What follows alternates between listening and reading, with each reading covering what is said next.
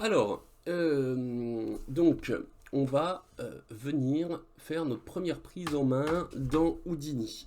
Alors, si je maintiens la touche Alt de mon clavier, clic gauche maintenu, je peux orbiter. Clic de la molette maintenu, je fais une translation. Et clic droit, toujours avec Alt, hein. Et toujours maintenir Alt, je fais une dolly, donc je fais un travelling avant et arrière. Et si par contre je fais touche Alt avec la molette, juste pour venir zoomer, dézoomer, enfin avancer, reculer par cran. Contrairement effectivement au maintien du clic droit. Voilà. Ici, si je suis par exemple comme ça et que je veux recadrer ma scène, je fais espace G et ça recadre en fait mon viewport. Voilà. D'ailleurs, en parlant de raccourci, vous voyez, si vous allez, il suffit de taper sur le moteur de recherche Houdini raccourci clavier, vous allez voir, hop, ça vous emmène dans DevKey. Et ici, DevKey en fait qui va vous permettre de voir en fait les raccourcis clavier. Voilà, d'Houdini, donc c'est plutôt cool. Et ici, vous avez la table des matières. Donc ça, c'est plutôt cool, effectivement, pour venir apprendre des raccourcis. Sinon, vous allez directement dans le logiciel, et puis vous pouvez toujours paramétrer, hein, comme tous les logiciels, vos raccourcis. Alors, ici, vous voyez, quand on est dans un logiciel d'animation classique, si je prends par exemple ici, je mets un cube, j'ai mon cube. Si je vais effectivement dans Maya, si je prends un cube, j'ai mon cube que je vais agrandir ici et en fait il est dans ma scène. Donc en fait n'importe quel logiciel va venir hop ajouter un cube et on le retrouve toujours dans le gestionnaire d'objets. Dans Houdini, je peux effectivement venir le mettre ici, mais on va pas, comme j'expliquais dans l'interface, nous on va passer directement par nos nœuds et pas par les shelves. Je pourrais prendre effectivement la box, cliquer dessus, et vous voyez, en fait, il me demande où la placer. Si je veux la mettre au centre du monde, j'ai juste à faire touche entrée, hop, et ça la place au centre du monde. Effectivement, alors je vais juste mettre, voilà, comme ça, voilà. Et ici, dans mon gestionnaire d'objets, ce qui est finalement mon gestionnaire de nœuds, ici, j'ai mon objet. Maintenant, cet objet, comme tous les logiciels 3D, sauf par exemple Cinema 4D, mais vous voyez ici, je vais pouvoir, alors voilà, dans mon cube, vous voyez, j'ai mon cube et je peux entrer en fait dans les paramètres du cube. Ici, je vais venir double-cliquer à l'intérieur pour rentrer dans les paramètres de mon cube. Pour revenir en avant, ici, vous voyez, si je clique sur Obj, hop, je reviens ici sur mon cube. C'est-à-dire que, en gros, ici, si j'ai mon objet qui s'appelle Box Object, je vais double-cliquer, je vais marquer cube. Voilà, ici, j'ai mon cube. Mon cube, quand je le vois ici directement dans Obj, il représente la scène de mon cube. Ce qui veut dire en fait que maintenant, ici, c'est la scène où sera mon cube. Si maintenant je double-clique, ce sont en fait tout ce qui va être attribué aux paramètres internes, donc en lien avec le cube. Je m'explique. Si par exemple, vous voyez ici, j'ai la box, d'accord? Je retourne ici, ça c'est mon cube, et je vais faire touche tab, et je vais écrire sphère, d'accord? Je vais mettre sphère polygone. Ici, vous voyez, j'ai un deuxième nœud, je vais écrire sphère, alors Houdini n'aime pas les accents, hein, faites attention, voilà. Et ici, je déplace, d'accord? Donc effectivement, je me retrouve avec deux objets dans ma scène qui est en mode obj. Maintenant, si je vais à l'intérieur de ce cube, hop, je vois uniquement en fait mon cube et celui-ci il est ghosté en fait, c'est-à-dire qu'il est en mode fantôme, en voulant me dire j'existe dans la scène mais je n'existe pas dans la scène interne en fait de mon cube. C'est-à-dire que tout ce que je ferai dans la scène interne qu'on voit ici, hein, c'est représenté par cette icône, ça va pas affecter en fait ici la sphère. Pourquoi? Parce qu'elle est en dehors, en fait, de cette scène. Si je vais dans ma sphère ici, ce coup-ci, c'est le contraire. Je peux travailler sur, ici, la scène où il y a ma sphère, mais ça ne va pas affecter le cube. Vous voyez, d'ailleurs, je ne peux pas le sélectionner. Si je suis gêné par ça, vous voyez, comme je vous ai expliqué ici, parce que je suis en ghost. Si je mets show, en fait, il me montre l'objet. Faites attention, ça c'est traître parce que, en fait, l'objet n'existe que dans la scène ici, mais pas à l'intérieur de la sphère. C'est-à-dire que s'il doit y avoir une collision, si je veux faire une collision, ça ne marchera pas parce que le cube n'existe pas au sein, en fait, ici, de la scène interne de ma sphère. Il n'existe que ici. Et ça, c'est une approche qui va vraiment demander un peu de gymnastique, que ce soit visuel ou mental, pour essayer justement de se dire, ok, donc ça, c'est la logique d'Houdini. Au début, on a vite envie de lâcher l'affaire. Moi, le premier, hein, c'était pareil. Et puis finalement, on se rend compte qu'on va vite prendre ses marques. Donc ici, je peux le ghoster. Si je peux l'afficher, je le mets en mode ghost. Je vois qu'il existe effectivement dans cette scène, mais qui ne va pas être affecté. Ou alors, je peux carrément demander, hop, de l'enlever. Et ici, j'ai ma scène qui contient le cube et la sphère. Si je vais juste dans le cube, hop, il n'apparaît pas. Pourquoi? Parce que comme je vous ai expliqué, ici, je peux faire Show All, je peux faire Ghost, ou je peux faire Hide. Voilà. Donc, ici, hop, je vais enlever la sphère, j'ai mon cube. Maintenant, si je vais à l'intérieur de ce cube, ce qu'on peut faire, donc je vais l'enlever, ce qu'on peut faire, c'est ça. Si je fais Tab, et je fais Géométrie. Vous voyez, ici, il me met géométrie. Je fais ça. Je vais double-cliquer dans géométrie, par exemple. Et puis, je vais mettre objet au pluriel, par exemple. Et vous voyez ici, donc, j'ai objet. Je double-clique ici. Et je peux décider maintenant de faire tab, cube. Je viens emmener un cube. Boum, il est ici. Et je fais, par exemple, sphère. Je viens en fait emmener une sphère ici, tac. Et ici maintenant, on regarde ici, l'icône me dit que je suis bien à l'intérieur. Donc ici, dans objet, je rentre à l'intérieur de la scène et j'ai bien en fait ces deux éléments. Si je prends la box, je vais la déplacer à l'aide de l'affichage de mon gizmo ici. Si je prends la sphère, elle est ici. Oui, la sphère 1. Donc là, elle n'apparaît pas. Pourquoi? Parce que maintenant, effectivement, ici, on voit qu'il est sélectionné. Il y a un petit œil. Ça veut dire que lui, il met un petit œil en disant « Tu me donnes la priorité visuelle sur cet objet ». Maintenant, si je vais sur la sphère, on voit que le petit œil n'est pas affiché par ici la couleur bleue. Si je clique sur l'œil, hop, ce coup-ci, je donne la priorité visuelle sur la sphère et on voit que la box n'apparaît plus. En fait, maintenant, si je veux voir les deux, il va falloir faire tout ce que logiciel avec un système nodal fait, que ce soit Nuke, Fusion ou n'importe quel autre logiciel nodal. En général, on a le fameux nœud merge. Donc je fais touche tab et j'écris merge et je viens mettre un nœud merge ici. Et ici, vous voyez, si je laisse le curseur dessus, il me met petite nomenclature, output de cet objet, et pareil ici, output de cet objet. Je vais mettre output, je maintiens mon clic gauche, et je le descends, et il se connecte automatiquement, et je le descends, il se connecte automatiquement. Maintenant, on se dit, oui, mais je le vois juste, effectivement, de cette façon. Tout simplement parce que maintenant, le nœud merge, il va falloir lui dire, je veux voir l'intégralité des deux. Et hop. Et maintenant, effectivement, je vois mes deux objets qui sont connectés à mon merge et j'ai le petit œil qui est sélectionné, on le voit, c'est bleu ici, ça veut dire que j'ai la priorité visuelle de ce nœud où les deux sont connectés. Je peux très bien maintenant demander de désafficher en fait l'œil ici, voilà.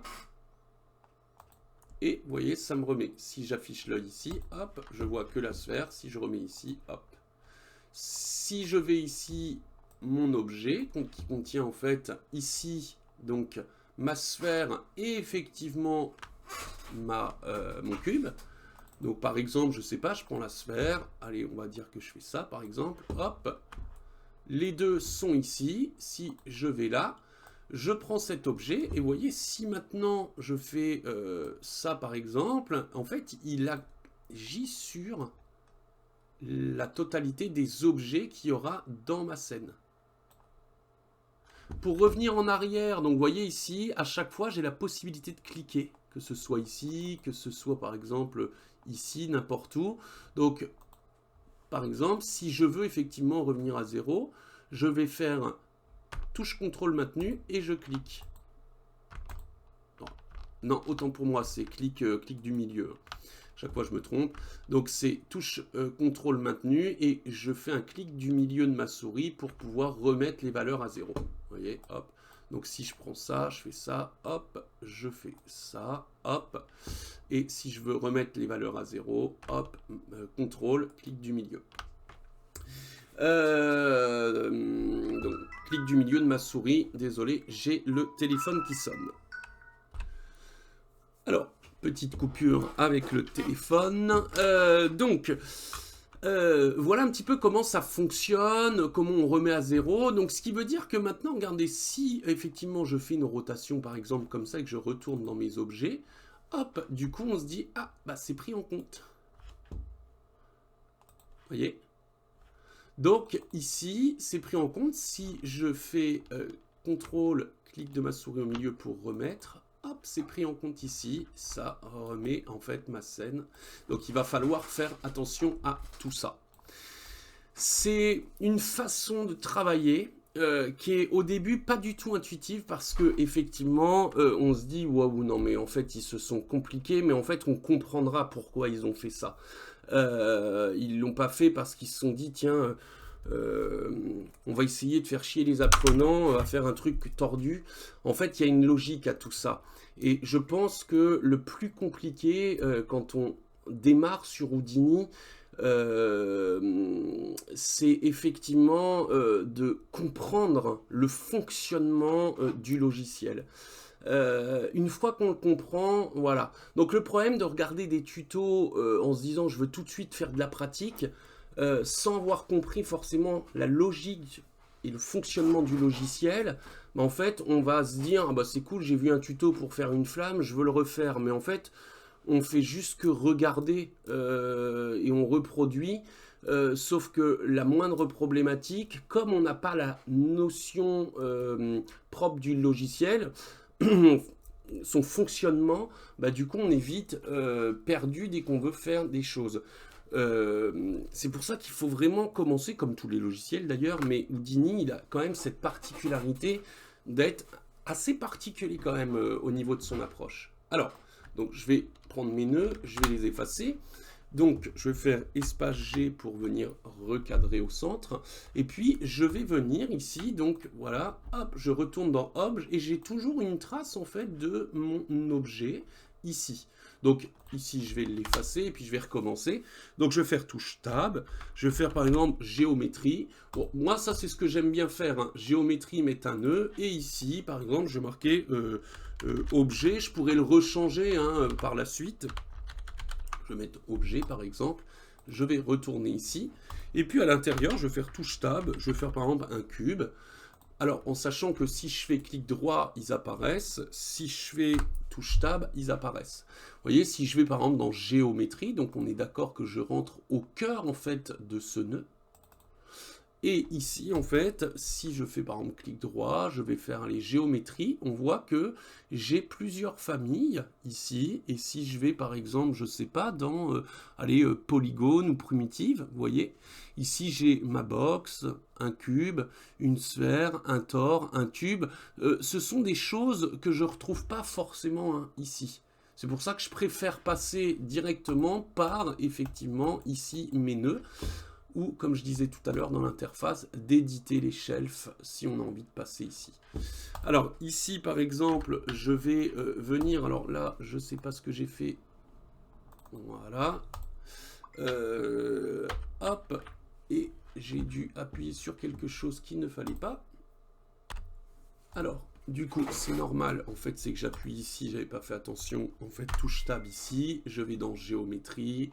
Et vous voyez, donc, je vais prendre par exemple primitive. Allez, on va dire que je vais prendre une sphère. Je clique dessus et j'ai ma sphère. Donc, on est d'accord. Ici, c'est la scène. Et ici, je rentre au cœur, en fait, de cette sphère.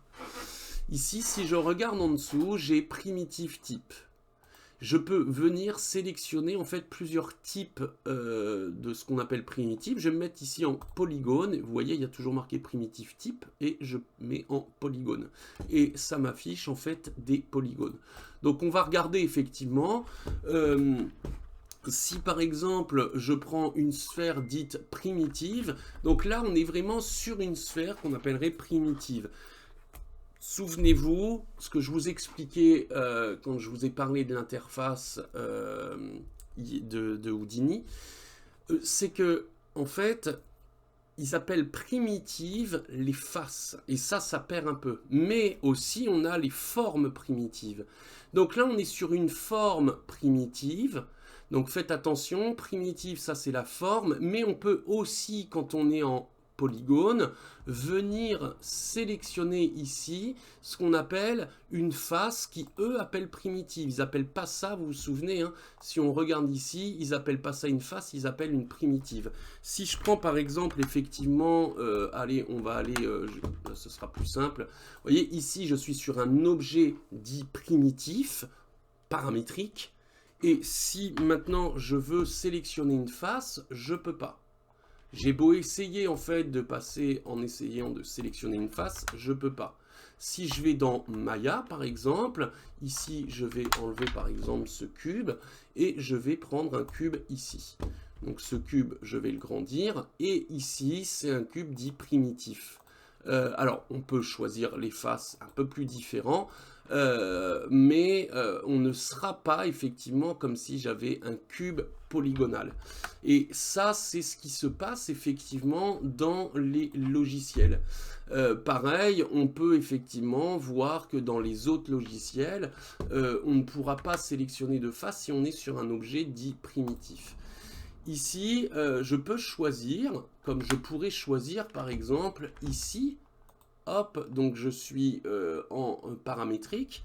Je pourrais faire par exemple ça et maintenant je suis en polygone. Si par exemple je prends effectivement cette sphère et que j'affiche, vous voyez, je ne peux pas sélectionner. Pourtant je suis bien en mode face, je ne peux pas sélectionner. Si je lui dis passe effectivement en mode polygonal, je peux sélectionner maintenant mes faces. Ces faces, elles s'appellent faces, alors que dans Houdini, ces faces, elles s'appellent primitives. Moi, je dirais face. Mais faites attention, c'est une notion à comprendre encore un peu complexe, je trouve, de Houdini. Maintenant, ils l'ont fait comme ça, ils vont pas changer, mais c'est vrai que des fois, ça peut perturber quand on arrive d'un logiciel d'animation 3D.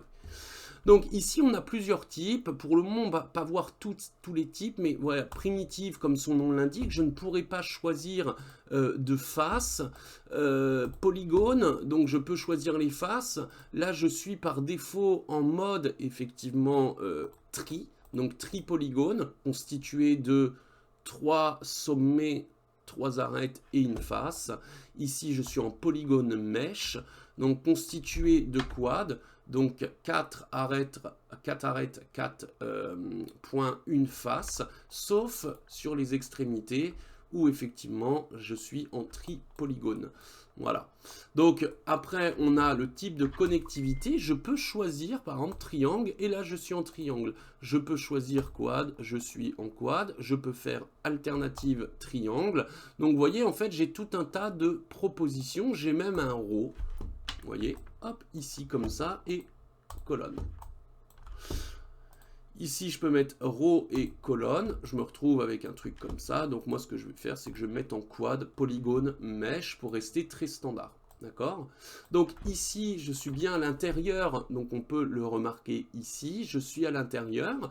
Et ici, si je maintiens le contrôle au milieu, je peux venir avancer. Et quand j'avance comme ça, hop, bah, qu'est-ce qu'il fait? Il étire en fait le radius de ma sphère. Sur l'axe quoi? L'axe Y, ici représenté en rouge. X, Y, Z, ça change pas d'un logiciel de 3D ordinaire. Ici, on a le centre. Je pourrais effectivement me déplacer. Alors, quand on maintient le clic du milieu, ici, regardez, si je me déplace en point 1, je me déplace en fait ici tout simplement de façon... Alors, je vais juste, hop, mettre une toute petite sphère pour regarder. Et ça, c'est vraiment le top parce que, en fait, c'est l'avantage. Donc, je vais me remettre à 0. Voilà. C'est l'avantage, en fait, d'Houdini, c'est que tout, en fait, est marqué. On a des repères partout. Ici, regardez, j'ai ma sphère, d'accord?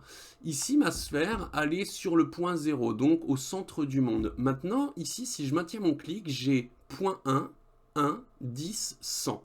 Si par exemple je mets ici et je déplace un petit peu toujours en maintenant mon clic gauche et je me déplace, hop, il vient se déplacer en fait en point 1, 0.1. En fait si je zoome, il vient se déplacer en fait au milieu de ce carré.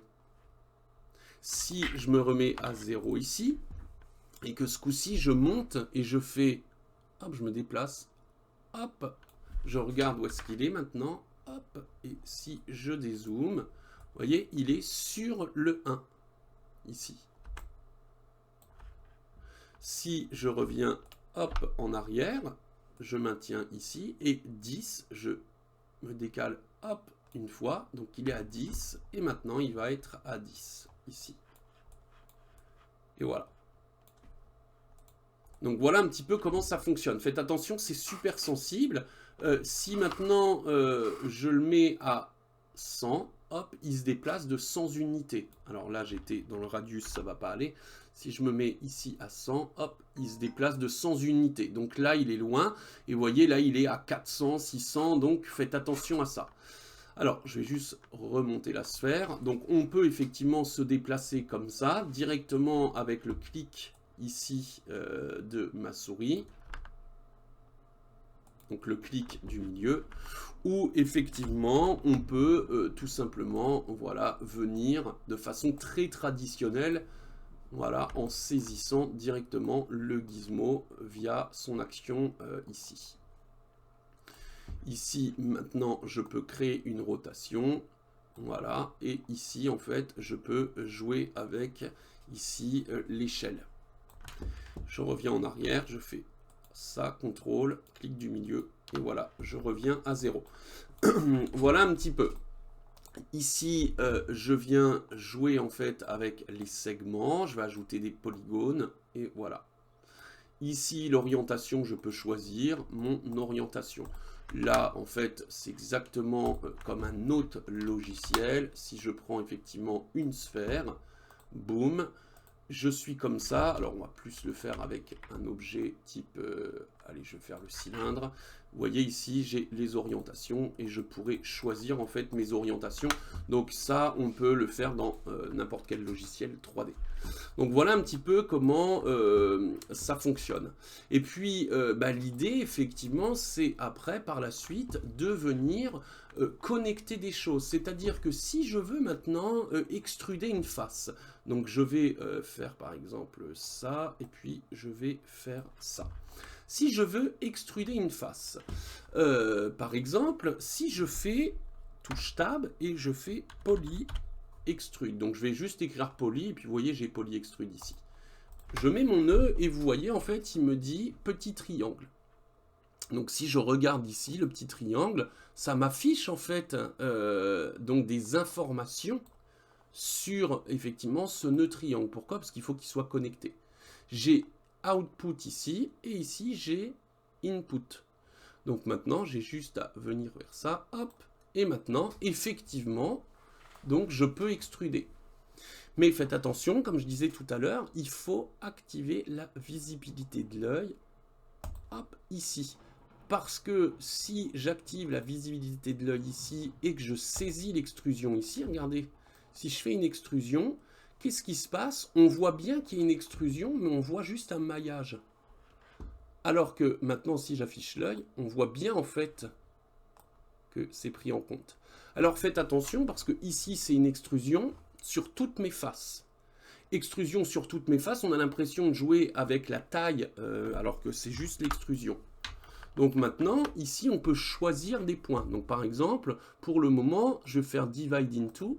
Et si je mets individuel, regardez maintenant, hop, il vient effectivement le faire sur toutes mes faces. Donc là, j'ai extrudé toutes mes faces. Je vais revenir en arrière. Maintenant, si j'ai envie de le faire que sur une seule face, je me dis, bah, je vais venir, par exemple, sélectionner cette face. Et si je choisis cette face, je regarde et je me dis, putain, mais c'est quoi ce délire? Ça fonctionne sur toutes les faces. Si je fais donc connected, et si je reviens en arrière, je regarde et je me dis, mais ça le fait sur la totalité. Et ça, c'est effectivement le fait que, ici, il y a marqué groupe. Souvenez-vous, ici, si j'affiche les numéros, ici, il y a marqué 59. Maintenant, si je lui dis, tu fais ça sur le 59, hop, maintenant, il va extruder que, effectivement, celle-ci. Et on se dit, bah, je comprends pas. Maintenant, le 59 est ici, et là, maintenant, c'est le 131. Et c'est ça qu'il va falloir comprendre. Je vais venir, en fait, faire, voilà, par défaut. Ici, par exemple, je regarde, je commence de 0, 1, 2, 3, 4, 5, 6, 7, 8, 9, 10, 11, et après je repars en dessous, en décalé. 12, 13, 14, 15, 16, 17, 23, et je repars en décalé. Mais si je reprends effectivement, en fait, ma sphère, c'est en fonction, effectivement, de, ici, des polygones que je vais diminuer ou ajouter. Donc ici, si je fais 1, 2, 3, 4, 5, 6, 7, 8, 9, hop, en dessous 10, 11, 12, 13, 14, 15, 16, 19, et ainsi de suite jusqu'à la fin. Et là, il me dit que je termine visiblement à 89 polygones. D'accord? Donc j'ai 89 polygones. Je reprends par exemple, allez, je vais prendre le 49. Donc je vais dans Poly Extrude, et je vais prendre par exemple le 49. Je dis tu extrudes uniquement sur le 49, d'accord? Donc je veux qu'il extrude uniquement sur le 49 et on voit que ça a changé. Donc je remets ça à 0, je prends 49 et regardez ce qui va se passer. Comme je lui dis tu extrudes sur le 49, regardez ce qui va se passer. Hop, ça change tout et ça décale. Et on va essayer de comprendre pourquoi il fait ça. C'est tout simplement parce que maintenant, une seule face est devenue en fait 4 faces. Ah oui, cette face a ajouté d'autres faces, le fait de s'extruder. Et comme ça s'extrude, ça ajoute d'autres numéros. Et si je regarde à l'intérieur de cette face, finalement, hop, on voit qu'elle n'existe plus. Elle a été poussée, elle en a inventé d'autres. D'où l'extrusion. Et il faut qu'il y ait une redisposition logique en fonction, ici, des numéros. Donc, si on regarde 30, 31, 31, 39 et 40, 41, 42, 43, 44, 48, et là, ça décale. 49, 50, 51, 58, et ça décale. 59, ainsi de suite. Et une fois que ça repart, en fait, à 88, et bah du coup, 89, 90, 91, 92, 93. Donc voilà un petit peu la logique. Mais ce qui est génial avec ça, en fait, c'est que si par exemple, je me dis, je veux extruder, donc je vais continuer d'extruder, je veux venir ajouter par exemple, allez, on va faire une petite subdivision à tout ça, comme ça.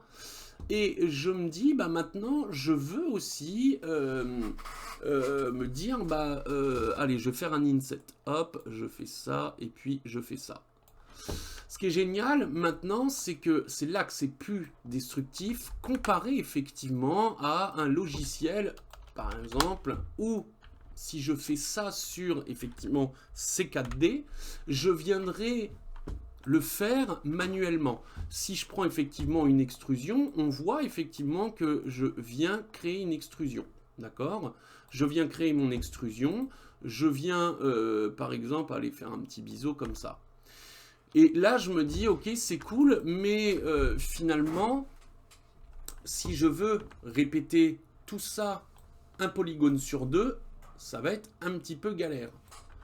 Si je fais effectivement une autre approche dans Maya, ça sera par exemple la même chose finalement. Si je fais ça dans Maya, je prends effectivement cette sphère, et puis si par exemple je décide de venir tout simplement faire une extrusion, donc dans Maya, hop, bon là je me suis mis en mode, en mode symétrie. Donc je fais une extrusion, hop, allez je vais faire ça, et puis je vais faire ça par exemple. Bah là en fait, maintenant si je veux dire, bah c'est bien beau tout ça, mais en fait je voudrais le faire à d'autres faces. Bah dans l'idée en fait, il faudrait s'y prendre d'une certaine façon, et c'est là que ça va être destructif, contrairement à Houdini. Ici, je l'ai fait. Et maintenant, je me dis, regardez, si je veux le faire sur la face 41, sur la face 43, donc 2 sur 2, donc 41, 43, jusqu'à la fin. Donc, jusqu'à la 47. Donc ici, bah, je vais tout simplement ajouter, alors je vais juste me mettre devant pour avoir plus d'ordre, je vais faire 41, espace 43, espace 45, espace 47, et regardez ce qui va se passer, boum, hop, maintenant ça le fait partout. Et ça, c'est la puissance et la force d'Houdini. Contrairement à ici, où là je me dirais, bah, c'est bien beau, j'ai extrudé, mais maintenant, si je veux le faire et reproduire tout simplement sur ça, il va falloir effectivement sélectionner. Hop, et me dire, bah c'est bien beau, j'ai sélectionné, mais lui, il est existant. Et en fait, regardez, je fais ça, et je me dis, putain, faut retourner ici, en sachant que ici, c'est pas pareil. Donc, ce qui veut dire que je me dis, bah ouais, maintenant, en fait... Ce qui veut dire que ici, je devrais supprimer cette partie, vous voyez. Hop, je devrais refaire, alors je le fais de façon très rapide, hein, mais vous voyez, en fait, je devrais refaire effectivement ici, donc, hop, ça, fermer le trou polygonal, hop, et puis me dire, je resélectionne un polygone effectivement sur 2. Alors bon, il y a des... On peut le faire de façon encore plus rapide, mais c'est juste pour vous montrer effectivement l'exemple et la puissance d'Houdini. Et là, je me dis, ok, donc ils sont là. Je les fais ici, tac. Maintenant, effectivement, il ne faut surtout pas les lâcher, parce que sinon, c'est la catastrophe assurée. Et je me dis, bah, c'est bien, hop, je vais faire un peu de subdivision, tout ça. Et je me dis, bah, maintenant, je veux mettre de la subdivision, en fait, au reste. Et là, je me dis, ah, bah, je ne peux pas revenir en arrière, sinon, dès que je reviens en arrière, ça me sélectionne qu'un seul. Et si, par exemple, je sélectionne ça, je me dis, mais comment je vais pouvoir ajouter de la subdivision? Et si ici, je clique sur subdivision, je me dis, merde, ça ne marche pas. Donc, vous voyez, en fait, c'est là que ça devient destructif. Donc, c'est une autre façon de penser qui est très bien, hein, parce qu'après, on s'y fait. Alors que ici... je peux toujours revenir en arrière. Vous voyez, maintenant, si je fais un bevel, touche tab, bevel, donc j'ai mon poly bevel, donc c'est pour biseauter. Et ici, je viens connecter ça. Tac. Et je mets le petit œil. Et ici, en fait, maintenant, je vais demander d'extruder. Et d'extruder quoi? Bah, regardez. Je vais prendre ça. Ici, mon groupe, il s'appelle 41, 49, etc. Je vais aller ici, d'accord? Je vais mettre ça. Et si je fais groupe, on voit effectivement qu'il n'y a pas possibilité de mettre ici un groupe. Et c'est là la puissance d'Houdini, on va revoir, c'est que ici, aurait fallu, dans l'idéal, créer un nœud groupe. Mais je ne vais pas tout effacer, en fait. Je vais être malin. Je vais venir faire touche tab et je vais créer un groupe. Donc, soit, vous voyez, ici, hop, je le mets ici, et on voit qu'il y a une connexion qui se fait, et je peux cliquer, il se connecte, d'accord? Donc maintenant, ce que je vais faire, c'est ça. C'est que, en plus, je ne l'ai pas mis au bon endroit, c'est que ici, je vais mettre un groupe, je vais le connecter ici, et ce groupe, en fait, je vais venir enlever ça, je vais venir, en fait, enlever ça, et je vais partir de 0 juste pour mieux comprendre, d'accord?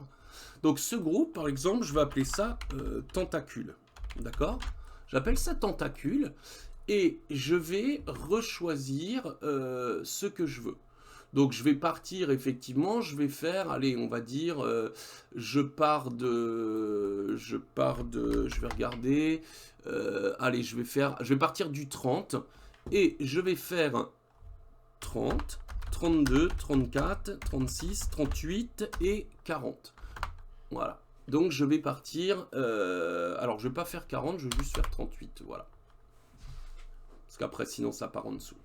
Donc là, base groupe, j'ai choisi ici les faces. Dans ce groupe, c'est enregistré dedans. Et maintenant, si je fais polyextrude, regardez ce qui va se passer. C'est ça la magie, effectivement, d'Houdini et le procédural basé sur ces nœuds. Ici, polyextrude, qu'est-ce que tu veux extruder? Je déroule, bah, je vais extruder mes tentacules. Et maintenant, si j'extrude, il extrude uniquement les tentacules. Ceux que j'ai sélectionnés. Ici, je peux, allez, je vais faire un inset, hop, vous voyez, hop, et puis je vais mettre un peu de subdivision. Et voilà. Maintenant, si je fais un polybevel, du coup, je prends effectivement un bevel, hop, et je mets ça ici. Groupe tentacule, hop, et maintenant je fais un bevel, hop, et il le fait à tous. Et voilà. On peut mettre un peu de subdivision, et voilà. Si je veux maintenant faire une petite subdivision générale, hop, je vais faire subdivide, hop, je viens connecter ça, je viens afficher l'œil. Et ici, je vais par exemple aller mettre petite profondeur, aller à 3. Hop, voilà. Et je décoche ça. Et voilà. Et je me retrouve avec ça. Donc c'est plutôt cool. Et c'est ça en fait vraiment le système nodal. Je vais remettre en fait ici. Je suis parti de ça. Voilà. Et je peux revenir ici, hop, et on voit en fait ce que je fais en temps réel. Et je peux toujours revenir en arrière. Ce qui est génial, c'est que si maintenant je repars de mon groupe, donc je vais afficher l'œil et je vais afficher ici. Et je me dis, bah c'est bien, j'ai fait 30, 31, 32, mais en fait je me dis c'est trop haut, je veux le faire à ceux du milieu. Bah je me dis, je suis parti de 30 jusqu'à 38, je vais le faire ceux du milieu, bah je vais partir de 40. Donc je vais me dire, bah à la place, je vais faire 40, 42, 44, 46 et 48. Hop, et maintenant, si je vais ici, bah il se retrouve là. Et voilà. Et j'ai pas en fait à tout redéconstruire à chaque fois comme dans un logiciel avec une modélisation destructive. Donc c'est sûr qu'on peut se dire, ouais mais c'est super long à mettre en place, mais en même temps on se dit, ouais mais c'est hyper avantageux parce que en fait c'est long à mettre en place, mais dès qu'on veut changer la moindre chose, on remonte dans nos nœuds. Alors que dans un logiciel de 3D classique, c'est plus rapide, on travaille beaucoup plus dans le viewport, mais dès qu'on veut faire la moindre modification, il faut tout restructurer, déstructurer et reprendre. Alors j'exagère quand je dis ça, mais il va falloir effectivement repartir d'assez loin des moments, chose qu'on n'aurait pas. Donc ça ne veut pas dire que c'est mieux, ça ne veut pas dire que c'est moins bien, ça veut dire que c'est une autre approche. Donc c'est vrai que après ça, c'est à vous de voir ce que vous voulez effectivement faire et de voir si c'est pas plus simple de le faire avec un système nodal ou avec un système destructif. Moi personnellement j'aime bien les deux. Ça va vraiment dépendre du cas de figure dans lequel je suis.